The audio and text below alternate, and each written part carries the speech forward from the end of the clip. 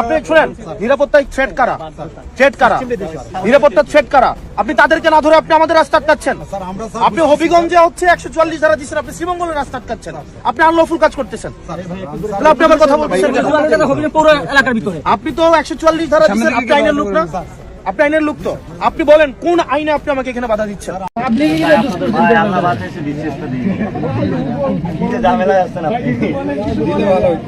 দিলে কেমনে ভালো হইতো? এই যে আপনি একটা এমপির গোলামি করেন, আপনার কোনো স্বতন্ত্র আছে কি?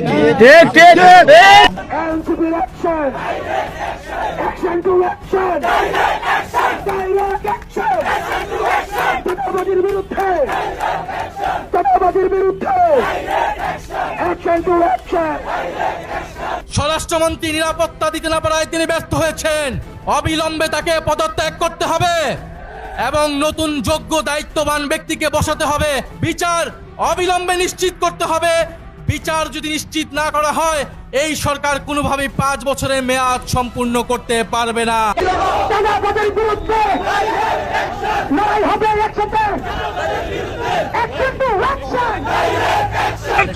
সরকারকে বলতে চাই, 24 ঘন্টার মধ্যে যদি সন্ত্রাসীদের গ্রেফতার করে না হয়, আমরা আগামী দিনে তীব্র আন্দোলন করতে বাধ্য হব।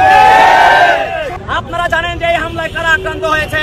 এই হামলায় আক্রান্ত হয়েছে জুলাই বিপ্লবের মহানায়ক সার্জিস আলম, এনসিপির মুখ্য সমন্বয়ক নাসিরউদ্দিন পাটোয়ারি, যাদের হাত ধরে বাংলাদেশ 17 বছরের ফ্যাসিবাদ থেকে বাংলাদেশের মানুষ মুক্তি পেয়েছিল। আমি আজকে আল্লাহর কাছে একটাই দরখাস্ত করতে চাই যে আল্লাহ, বিএনপিরা আবার সেই পুরনো 17 বছর ফিরে দাও। কি হ্যাডাম দেখান? মানে আপনারা বিএনপি ক্ষমতা এটার হ্যাডাম চোদান। আওয়ামী লীগের মতো এরকম একটা বৃহত্তর শক্তিশালী সংগঠনকে বাংলাদেশের ছাত্র জনতা পুটকি মেরে গাছের উপর তুলে দিছে, সেখানে আপনারা বিএনপি কোন ধান ক্ষেতের মোলা নিয়ে? যে পোশাক আমার দেশের জনগণের নিরাপত্তা দিতে পারে না, যে পোশাক এদেশের বিরোধী দলীয় রাজনীতিবিদদের নিরাপত্তা দিতে পারে না, এই পোশাক খুলে আপনারা চুরি হাতে করুন।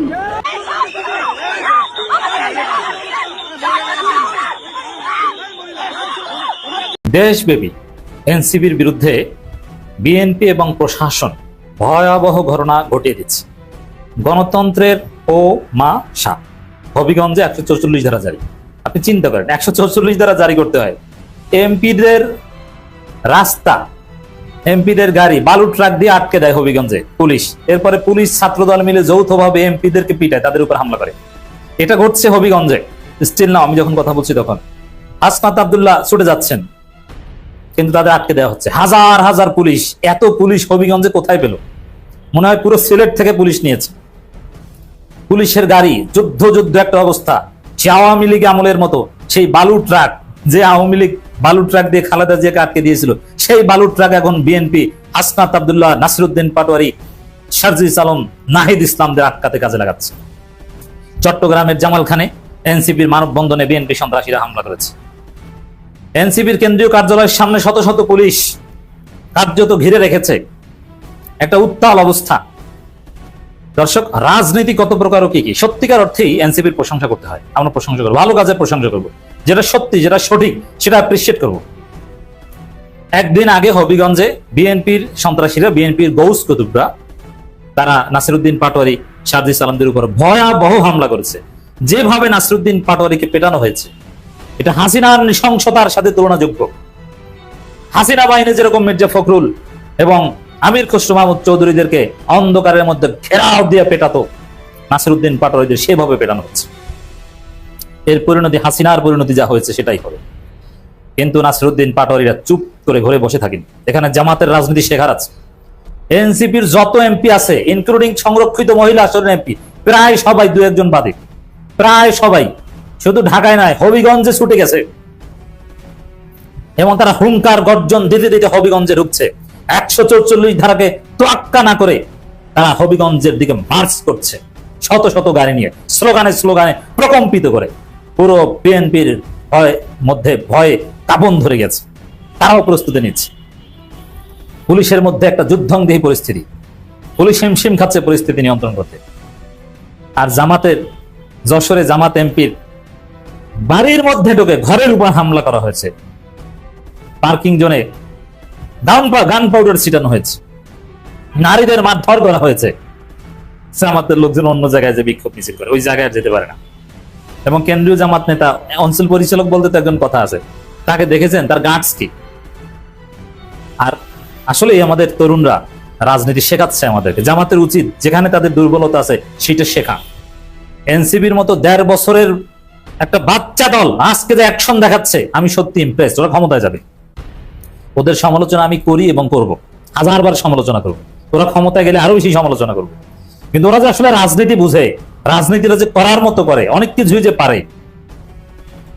এই হবিগঞ্জের এই ঘটনা জাস্ট দেখেন, নাহিদ ইসলাম থেকে শুরু করে দলের প্রধান থেকে শুরু করে সবাই ছুটে যাচ্ছে। পুরো জাতির দৃষ্টি এখন হবিগঞ্জের দিকে। বিএনপি সরকারের মান সম্মান যাচ্ছে, ধুলোয় মিশে যাচ্ছে। 144 ধারা জারি করা একটা গণতান্ত্রিক সরকারের জন্য লজ্জাকর। জুলাই যোদ্ধাদের উপর হামলা, জুলাই যোদ্ধাদের চোখ নষ্ট করে ফেলা, বিএনপি তার সন্ত্রাসীদের নিয়ন্ত্রণ করতে পারছে না। এগুলো করতে করতেই তো 111 ঘটে যাবে, বিএনপির ক্ষমতা নাই হয়ে যাবে। এখানে মাঠের রাজনীতিতে এই যে ঘটনাগুলো এবং এনসিপির নেতাদের, নাহিদ ইসলামদের যে অ্যাকশন, হবিগঞ্জে ছুটে যাওয়া, এগুলো জামাতের চাইতে তারা ভালো করছে এবং হিট করছে এবং এনসিপি উচ্চতায় পৌঁছে যাচ্ছে। অনেকে বলতে পারেন এটা বিএনপি হয়তো ইচ্ছে করে ওদের সাথে ঝামেলা করে ওদেরকে জামাতের চাইতে উপরে উঠাচ্ছে, যে জামাতের চাইতে এনসিপিকে বিরোধী দল বানানোটা সেফ মনে করে বিএনপি, এই কারণে এইসব ঘটনা ঘটাচ্ছে। এটা যদি হয়েও থাকে তারপরে তোরা সফল। রাজনীতি এরকম অনেক কিছু হয়, সমঝোতার টুকটাক তো জামাতও কত করেছে। তো দর্শক, এই রাজনীতির সত্যি প্রশংসার যোগ্য। ওরা অ্যাকশন দেখাচ্ছে। হাসনাত আব্দুল্লাহর যে অ্যাকশন, জামাত এমপি ইউএনও কে ফুল দিয়ে শুভেচ্ছা জানাতে যায়, আর এনসিপির এমপিরা পুলিশকে ধমক দেয় এবং sir sir sir sir sir বলে।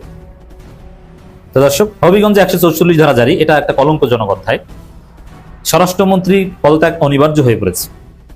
144 ধারা দিয়ে সন্ত্রাসীদের নিয়ন্ত্রণ করতে হচ্ছে। আর গণতন্ত্রপন্থী, বাংলাদেশপন্থী, জুলাইপন্থীরা এইসব 144 ধারা দুচে না। তারা 144 ধারা ভঙ্গ করে ওইখানে মিছিল করে ছাড়বে আমার মনে হচ্ছে। করা উচিত। সন্ত্রাসীদের শেষ দেখে ছাড়া দরকার। ওরা কারা? যাদের উসিলায় তারেক রহমান বাংলাদেশে এসেছে, যাদের আন্দোলনের ফলে, যাদের রক্তের উপর ভিত্তি করে এই নাহিদ ইসলামের পা থেকে মাথা পর্যন্ত পিটিয়ে লাল করে দিয়েছে পুলিশ, আর সেই ত্যাগের বিনিময়ে জুলাই বিপ্লব সফল হয়েছে। এই নাসিরউদ্দিন পাটোয়ারির হাত আঙ্গুল ভেঙে দিয়েছে, সেই ভাঙা আঙ্গুলের বিনিময়ে তারেক রহমান বাংলাদেশে এসে প্রধানমন্ত্রী হতে পেরেছেন। আর সেই নাসিরউদ্দিন পাটোয়ারিদের আজকে রাস্তায় ধরে কুকুরের মতো পেটানো হচ্ছে। কি বিভৎস! একদম আমার মনে পড়ছে আমির খসরু মাহমুদ চৌধুরী এবং মির্জা ফখরুলদের একবার চট্টগ্রামে আওয়ামী লীগের সন্ত্রাসীরা অন্ধকারে ঘেরাও দিয়ে পিটিয়েছিল। সেই কি চাহনি আমির খসরু মাহমুদ চৌধুরীর, কি অসহায়ত্ব মির্জা ফখরুল ইসলাম আলমগীরের। কিন্তু বিএনপির মতো অত অসহায় এনসিপি না। এনসিপি তো পুরো এমপিদের নিয়ে কাজ দেখিয়ে যাচ্ছে। কি করবেন? গুলি করবেন? ওইসব গুলি হাসনাতরা ভয় পায় না। আমি মনে করি এই ধরনের কাজে জামাতের উচিত এখানে এনসিপির পাশে দাঁড়ানো। বিরোধী দল হিসাবে এরকম কয়েকটা ঘটনা দফা রফা করতে পারলে পরবর্তীতে হিসাব করে কাজ করবে। আর বিএনপির সামনে অন্ধকার, বেশি বাড়াবাড়ি করতে গেলে তাদের ক্ষমতাই থাকবে না। হবিগঞ্জে 144 ধারা জারি, তবুও কর্মসূচি পালনে অনড় এনসিপি। পরিস্থিতি পর্যবেক্ষণ করছে বিএনপি। পর্যবেক্ষণ করতে করতে 111 ঘটে যাবে। আমি কিন্তু একটা কথা বারবার বলছি, 111 এক প্রকার জিকিরের মতো করছে। আমার আলোচনা যারা নিয়মিত শুনেন তারা বারবার এই পরিভাষাটা শুনছেন। শুনতে শুনতে দেখবেন যে বিএনপির আকামের কারণে একদিন সত্যি ঘটে গেছে। আমি আলামত দেখতে পাচ্ছি। সার্জিও গোর, পল কাপুর, নরেন্দ্র মোদী, বিক্রম মিশ্রি, এরা ষড়যন্ত্র করছে 111 ঘটানোর,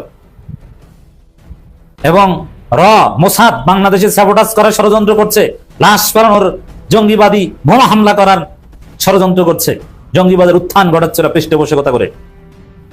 তার মধ্যে বিএনপি সন্ত্রাসীরা জুলাই যোদ্ধাদের উপর হামলা করে, তাও আবার জয় বাংলা স্লোগান দেয় আশেপাশ থেকে। মানে আওয়ামী লীগ বিএনপি মিলে দেশকে অস্থিতিশীল করছে। এর পুরো প্রভাব পড়বে বিএনপির উপর। দর্শক, বালু ট্রাক দিয়ে হাসনাত আব্দুল্লাহদের গাড়ি আটকে দেওয়া হয়েছে এবং দফায় দফায় বিভিন্ন জায়গায় কিছু ধাপ অতিক্রম করে যান, আবার আটকে দেয়। পুলিশ পারছে না, ওরা যাবেই, ওরা অনর নাসরবান্দা। এবং পুলিশকে সহায়তা করতে সেই হেলমেট বাহিনী আবার চলে এসেছে।